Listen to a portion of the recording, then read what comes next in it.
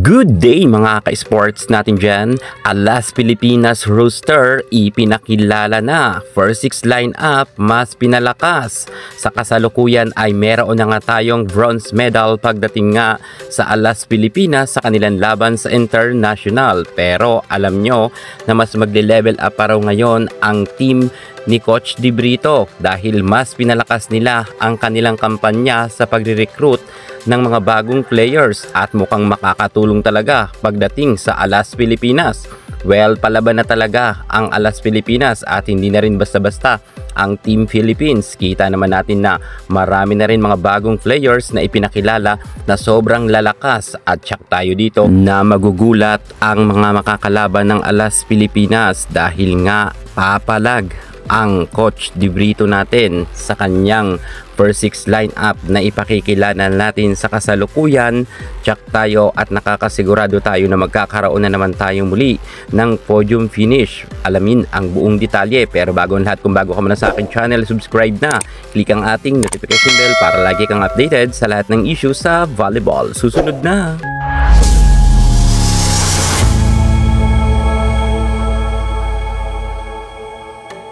Alas Pilipinas players, puspusan na nga ang kanilang paghahanda dahil sa June na ang kanilang laban sa international. Alas Pilipinas, meron mga bagong na-recruit na mga malalakas na makakatulungan nila Eya Laure.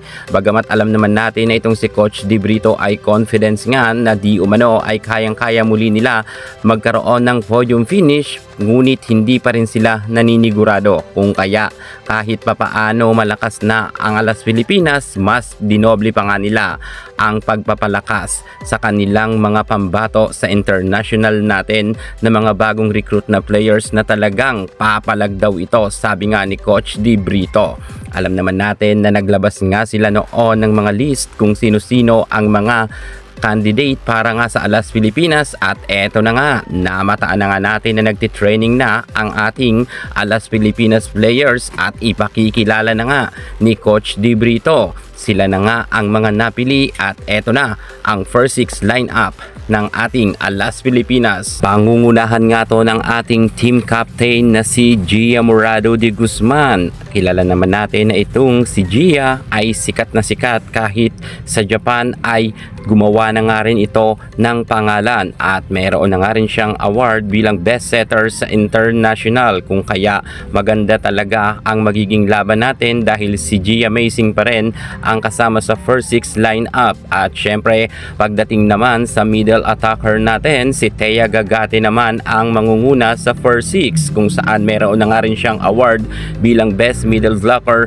sa international. At alam natin na palaban nga rin ang nasabi nating balibulistang ito. Speaking sa palaban, nariyan pa naman ang ating Madi Madayag, isa rin na middle blocker na kung saan meron na nga rin siyang award sa international best middle blocker noon sa VTV Cup sa Vietnam. At alam natin na meron na rin siyang appearance pagdating sa international dahil nagkaroon na nga rin siya ng pagkakataon maging import sa Japan. At syempre ang ating libero, walang iba kundi si Dawn Makandili Katindig, kung saan 2 times international best libero na rin ang kanyang nasungkit. At alam rin natin na hindi rin ito magpapadaig dahil magaling rin siyang libero. At kung pag-uusapan sa floor defense, wala na tayong masasabi kay Katindig.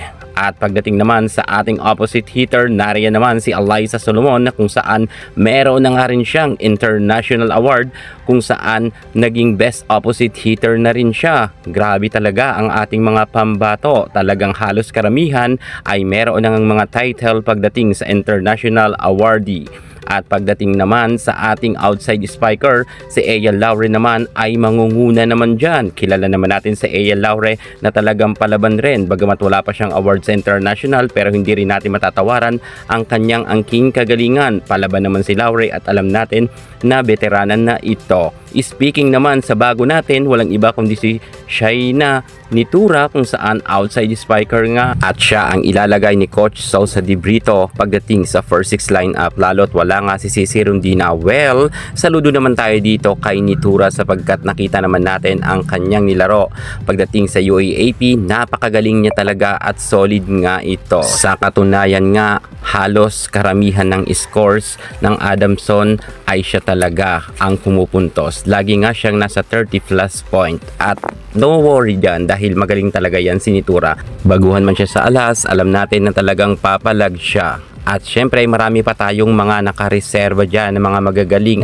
At masasabi ko na kahit ang mga baguhan nga ng Alas Pilipinas, sure tayo na papalag sila pagdating sa international game. Sa tingin nyo, maganda ba ang first 6 lineup ngayon ni Coach Sousa de Brito sapagkat sila nga ngayon ang hinahasa? Well, kung ako yung tatanungin, sa tingin ko naman ay napakaganda ng first 6 lineup ngayon ng ating Coach de Brito dahil balance nga ito, may mga seniors at meron naman mga bago from UAAP at sa tingin ko magiging maganda ang magiging laban ng Alas Pilipinas pagdating sa international. Sure tayo dito, magkakaroon na naman muli tayo ng podium finish pagdating nga sa laban nila sa international game. Good luck na lang sa Alas Pilipinas at sa ating Coach Sousa de Brito.